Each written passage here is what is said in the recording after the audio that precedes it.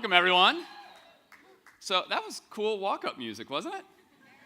When we were doing the rehearsals yesterday, I heard that was going to be my walk-up music, and I told the team, I was like, I got some Justin Timberlake kind of moves, so maybe that was a little too hard to laugh, by the way. I do have some moves, and I was telling the team, maybe I should just kind of loosen things up and do a little dancing. And the team was very skeptical, but they humored me, and they said, well, okay, show us what you got. I hadn't even started dancing. I just did my pre-dance overbite. And they were like, stop, no dancing. So you are not going to get a chance to see my Justin Timberlake moves. I apologize for that. I'll let the disappointment just kind of settle over the audience for that. Welcome, though, to the 4th Annual Marketing Innovation Summit. Every year, this conference gets bigger. Every year, this conference gets better. And it keeps getting bigger and better because there are so many cool things happening right now in B2B. There's so many great things in terms of the innovation that's going on. There's so much great talent out there. There are so many great things that are happening around account-based marketing. Just incredibly vibrant market right now. And at Demandbase, we've seen this change really quickly over the last 3 years. Literally 3 years ago, we were having discussions, and people were saying, so, okay, what is ABM? And that really quickly moved on to, okay, I kind of get ABM, but I'm not ready to do it yet. And now we're having conversations with people that are, all right, I get ABM, I'm actually doing ABM, now I want to know how to get it to the next level. So in a really condensed time frame, account-based marketing has just taken off and transformed the B2B market. Now, one of the signs that ABM is taking off is that yesterday we did ABM certification for over 300 people. 300 people were here yesterday going through a 7.5-hour certification course. And the incredible thing was that we had an introductory level course, but we also had an advanced course. And there were more people signed up for the advanced course than the introductory course. So really cool. And with those 300 people, we have now done ABM certification for over 1,000 people in the past year. And that number is only going to continue to grow because we're going to, in 2 or 3 or 4 weeks, we're going to introduce online certification, so even more people are going to have access to that. So really cool things happening in the market right now. Now, what's kind of interesting is that as we've all gotten our heads wrapped around ABM, along comes artificial intelligence, right? So artificial intelligence really has a chance to transform things even further. We actually conducted a survey a few months ago, and we found out that 80% of marketers think that AI is going to be the next big thing. 27% said they didn't really understand it, though, and only 10% said they were actually using it. So think about that. I think it's going to be big, I don't really get it, and I'm not using it. That's like the definition of hype, right? There is a lot of hype around artificial intelligence.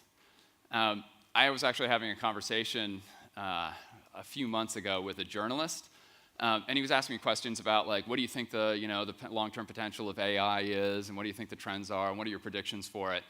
And I kind of joked with him, and I said, you know what, artificial intelligence is going to destroy the world, but not before it does some really cool things for B2B marketers. Which means we've got this sweet spot happening right now where AI is already doing some cool things for B2B marketers, but we haven't had that Terminator apocalypse yet. So, we got a window, and, we should take advantage of that. And that's what's happening out in the market right now. Lots of new AI applications coming out. In fact, Demandbase, we just introduced an artificial intelligence application. It was actually an extension of our website personalization product called Site Optimization, and it uses artificial intelligence to actually make content recommendations for you based on, of course, your company and the firmographics around that, but also your website behavior, your click paths, things like that. So using artificial intelligence to really kind of extend account-based marketing and do great things for your website. Chris is actually going to talk a little bit more about that in a moment. But what I think actually artificial intelligence, its greater promise is to kind of establish a sense of intimacy with and a one-to-one connection with our audience, and to do that at scale, right? So to actually establish intimacy at scale, right? So intimacy at scale, which is not a euphemism for an orgy, by the way. Just want to be clear on that. Intimacy at scale is really about that one-to-one connection that all marketers really strive for, but being able to do it in numbers because you're automating it. You're automating the relevance that you're delivering to those audiences, to those prospects. And I think that's going to be very, very different from what's been going on for the past 10 or 15 years in marketing. Because as marketers, we've fallen in love with volume, and we've replaced intimacy with volume. When you think about it, what we've used technology for has been to litter the internet with billions of ads that no one cares about, or fill up spam folders with millions of emails that no one really is going to read, right? So we've replaced intimacy with volume because we think that we've got to generate all of this volume to come out the back end with a handful of good things that are going to happen. And that's just a broken system, right? So I think the real promise that exists for B2B and AI is that it's going to restore or connect us more intimately and in a one-to-one relationship with our audience, prospects and customers. So there are a lot of great things going on in B2B, ABM, AI, and other things, and that's what today is all about, okay? Today is all about just all of the terrific things from technology to other things that are going on in the B2B world right now. So you see the agenda in front of you right now. It starts off with the keynotes this morning. So I'm going to introduce Chris in just a moment. Chris Golec, our CEO and founder for Demandbase. He's going to be followed by Jennifer Renaud, the CMO of Oracle Marketing Cloud. And then we're going to have Robert Fogarty come up, who is the founder of Dear World and has a terrific initiative with a great message, and I think you're really going to like that as well. After that, we break for our track sessions, lunch, then come back for track sessions. And our track sessions, we've got some great stuff going on. We've got senior executives from Salesforce, Google, SAP, Serious Decisions, so lots of great stuff going on in the track sessions. Then we come back here for afternoon keynotes, and you're definitely going to want to stick around for those because we have a great lineup in the afternoon. We've got Mark Phillips, who is the head of digital at McKinsey. He's going to be talking about artificial intelligence and the impact on B2B. And then we're going to have Jake Knapp, who is at Google Ventures and wrote a book called Sprint, which is this great book that talks about how teams can work together to move really, really quickly and accomplish great things. Something that I think all marketers are constantly challenged with, moving fast and executing at a really high level. By that time, we're all going to need a cocktail, and the planners just nailed it on this because we go right into our closing reception and start drinking. So very cool. Well done. None of this could happen, actually, without our sponsors, and we have a great group of sponsors, starting with, for the second year in a row, platinum sponsor, Oracle Marketing Cloud, so thank you, OMC. Our gold sponsors, Demandwave, Lookbook, and Netline.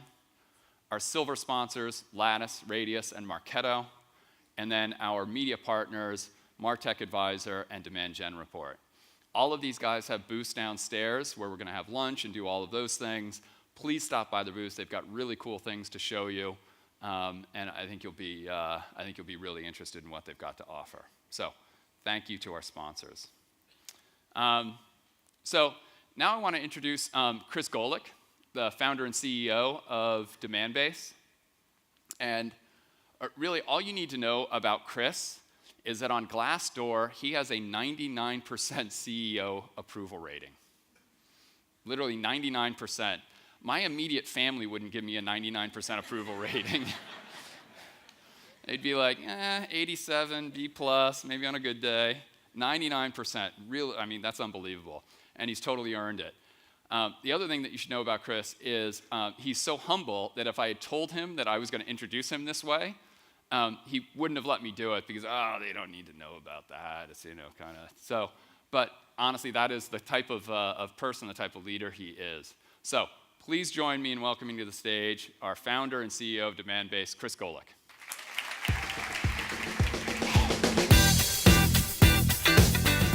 right, thank you, Peter. You know, that was really nice of you to comment. I always thought that you were the 1% that didn't approve. So I'm going to have to redirect the witch hunt to someplace else. It is awesome to be here, and just so you know, I'm perfectly comfortable being 5'8" on my way to 5'7", because Peter put the 7-foot-tall co-ed basketball team behind me. Even worse, they're in heels. So anyways, I'm really excited to be here. This is the most exciting day of the year for me personally, and just a few weeks ago, Demandbase, we hit our 10-year anniversary. And so, yep, round of applause. It's been easy the whole time. No. It's been a great journey, and the payoff is really this day and seeing all of you here, from customers and partners, sponsors, and the employees that make it all happen. So lots of stuff happening today. For my talk, I'm going to do a quick look back on kind of how B2B and ABM emerged, and more importantly, where we're headed in the future. And so I'm really excited to share those things. So let's jump in. So last year, I kicked off this presentation showing the amount of interest in ABM on Google and the search interest around ABM. And Peter blurted out, I joined in 2014 and started to take credit, and he acknowledged that he went on vacation in December. So if we fast forward to this year, a lot of that search interest is actually turning into industry adoption. And if you look at the ABM media coverage, it's skyrocketed over the last 12 months. We went from like 400, 500 articles per quarter to almost 1,500, a 3x increase. Again, Peter was on vacation in Q3. So effective today, Peter, the only vacation you get to take are the major holidays. Okay. Anyways, the other key thing that's happening that I think is one of the most significant is we've moved beyond this early adopter stage, and we're getting a lot of adoption of ABM across mainstream industries. If you go back to just 2014, a couple years ago, less than 1/3 of the companies that were using ABM came from non-high-tech industries. In 2015, we started to see that shift, and in 2016, kind of the audience here and a lot of our customers, we're just seeing a lot more adoption from financial services companies, healthcare companies, telecom, even manufacturing. So it's a really exciting thing that we're kind of starting to cross that chasm, and we're really in its infancy. The same goes for the technology category and the different solution providers. Back in 2010, it was a pretty lonely place being an ABM provider, and it was like that for a couple years. And in 2013, a company, Bizzo, that did B2B advertising emerged, and they started to transform their messaging around ABM.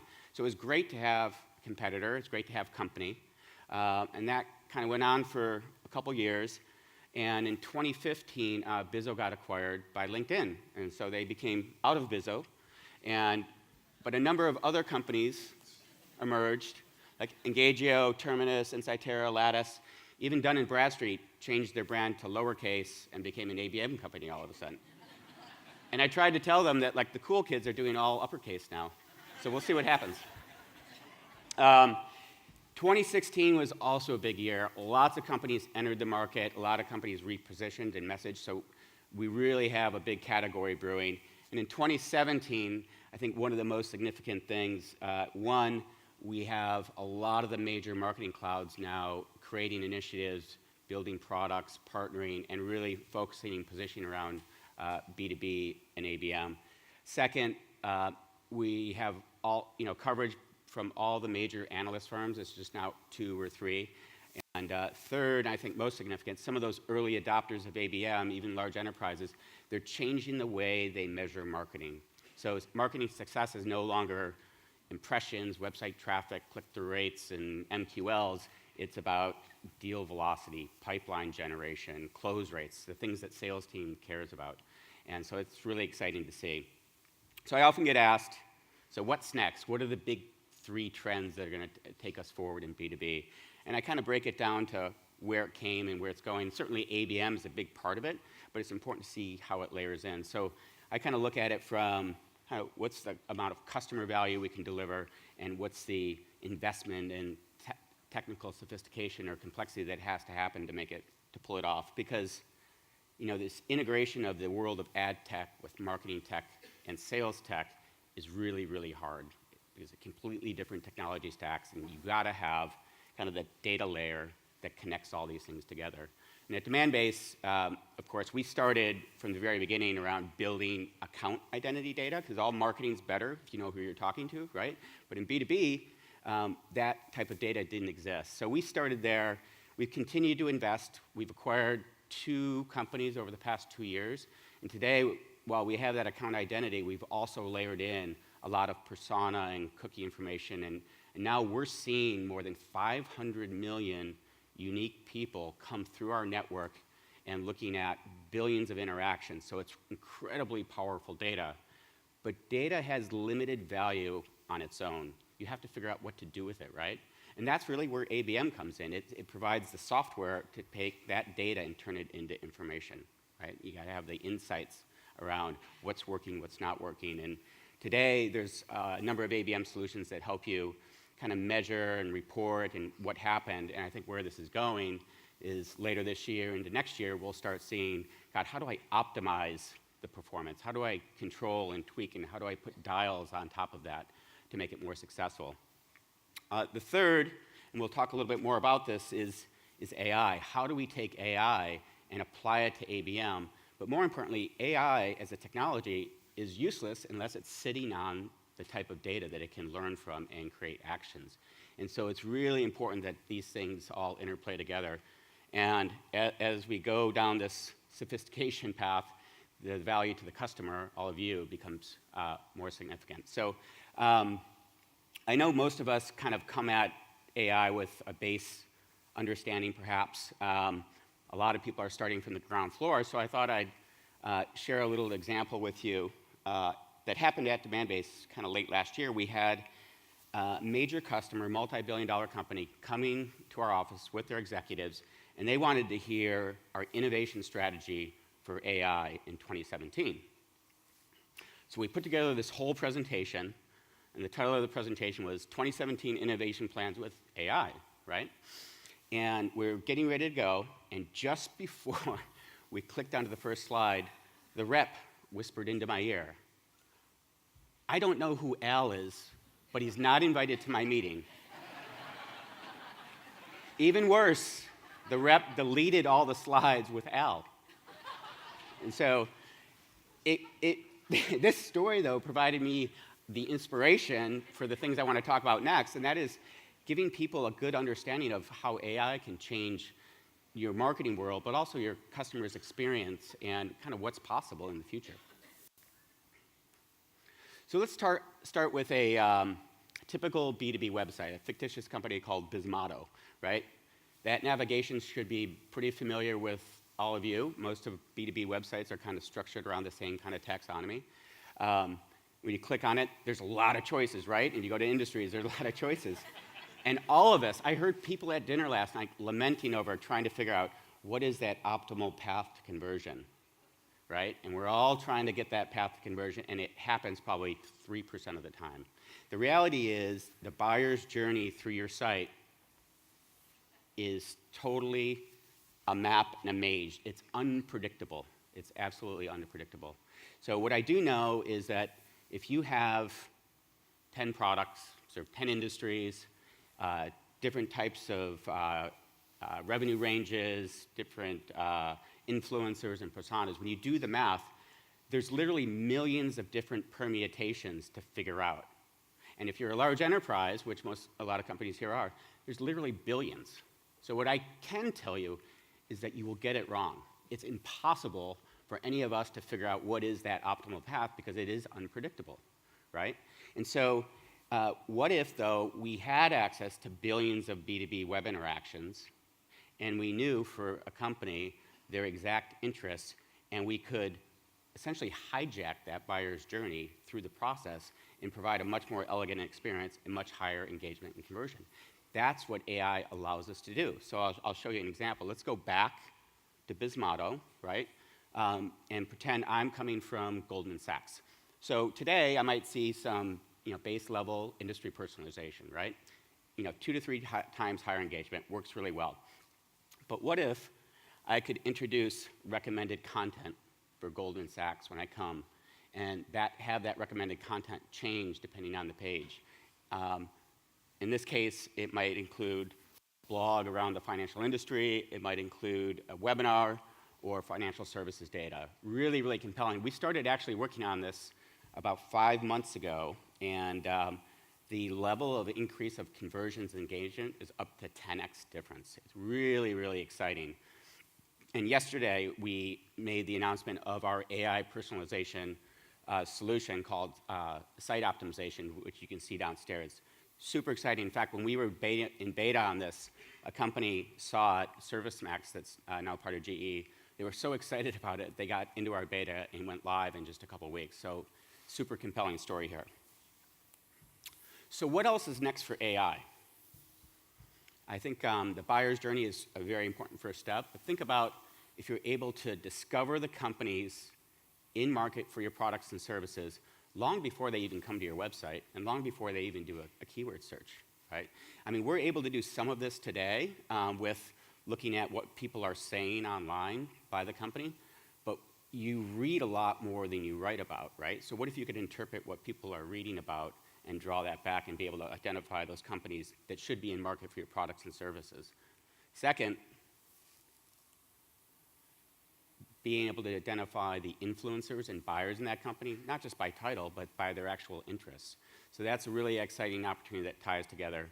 And then third, what if you could optimize the keywords that you should use to attract these 100 accounts, right? Because we all use, AdWords, and we're building out thousands of keywords and competing against each other for the same account that both of us should not be selling to, right? So what if you could just use the keywords to attract the right accounts? Not only would it impact AdWords, but it would impact SEO, content generation. So these are just 3 examples, but there's so much more we can do here. So with that, I can tell you I'm so excited about what's ahead in the next 2 years for this company and the whole industry. I hope you all stay with us on this journey.